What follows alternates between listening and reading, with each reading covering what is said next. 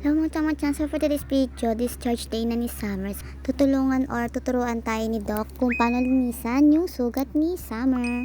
Sa mga susunod na video, medyo maingay lang mga chang. Malinis naman po siya ngayon, kaya makikita ko malinis na siya. Bali ito po ma'am yung tanggal natin ng mga minsan kasi may dugo dyan or dumi. Kaya spray lang po natin ito sa sugat niya.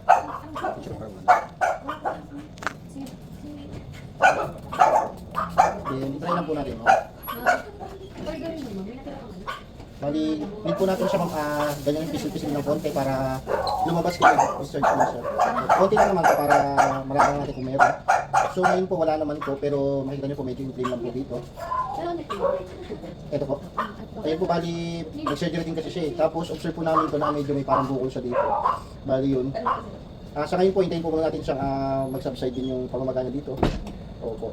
Tapos nung pagka na-dry na po siya, lagyan lang po natin ng ointment. Ayan. Kamis masugat lang naman po.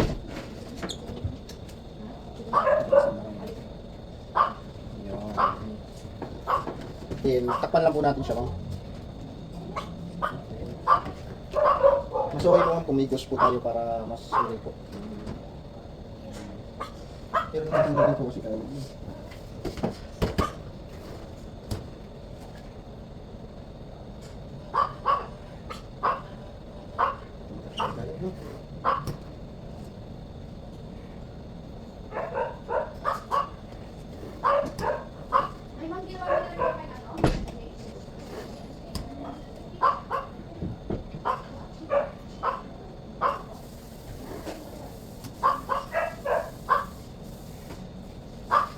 Bali, ganun lang po ng pag-wound clean sa kanya, madali lang naman po.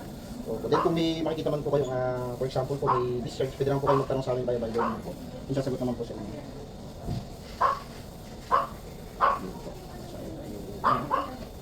Mamaya, tanggal naman po ha.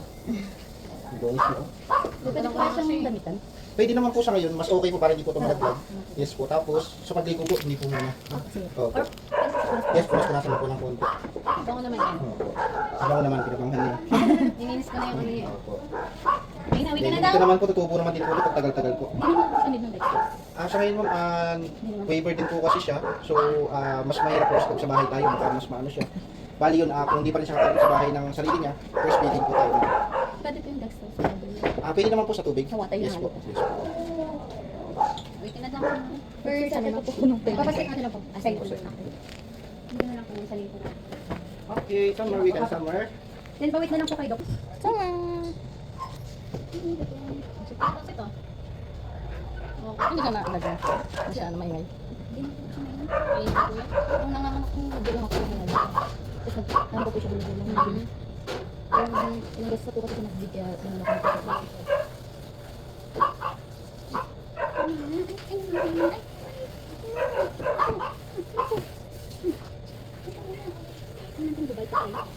Ang dami tayo po na isasabay natin. Opo, nalabas na rin. Ano sa kapag ano yung nakot lang po? Pero diba ko yun? Nakalap ka. Uy, pwede ka naman na daw? Yun na kami dito. Wala kang bayad. No, summer. May kami sa mga pusik lang siya kanina ko. Wala na po siya mag-sit. Uy na si Summer! Ilalagay sa buhok mo.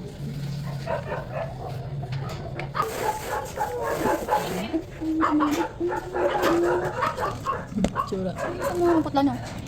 Ang putla. Kawawa. Pero baka pinawin mo na yan doon. Baka na-miss mo lang yung ano. Kasi na po yung Pag nasa hospital, ikaw kung sa hospital ngayon. Ako yung tumbang. Finally, nakauwi na si Summer.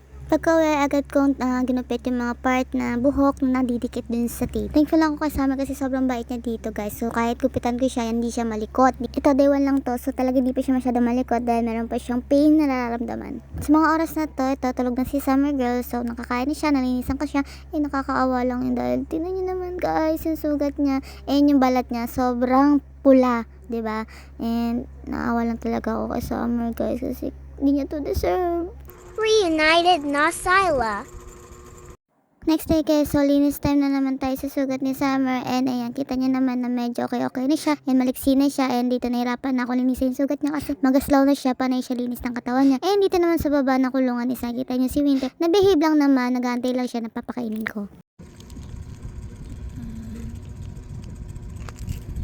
Ito na yung sugat niya after ko malinisan and medyo bukol-bukol pa yung part na to sa may sugat niya. And sabi ito daw yung gatas na namuo na hindi na ilabas ni Summer. So possible na mag-explode yan. And yan, babantayan lang natin siya and imamassage lang daw kasi yung umbok na yan is kailangan mapalambot at hindi tumigas kasi mas pangit pag matigas daw.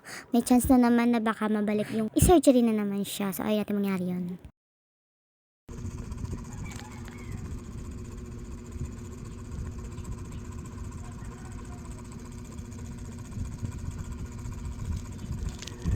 After ko linisan si Summer, pakainin si Summer, and next naman natin is linisin yung mga litter box nila. Ito kay Winter and kay Het Team, so pakainin na rin natin sila guys. Ito yung pinakamasarap na feeling na kapag may anak ka na nagkaroon ng sakit is yung the next day kakain na agad, mag-isa, hindi na nisubuan, hindi na kailangan pilitin. Gusto lang din po mag-thank you sa doctor and staffs ng Jordan Vet Clinic. Maraming thank you po.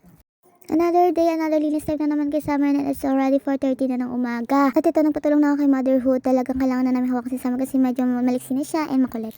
A day that I'm there with your daughters, as I myself, I swear I knew that I said I do. I'm gonna marry your daughter, make you my wife.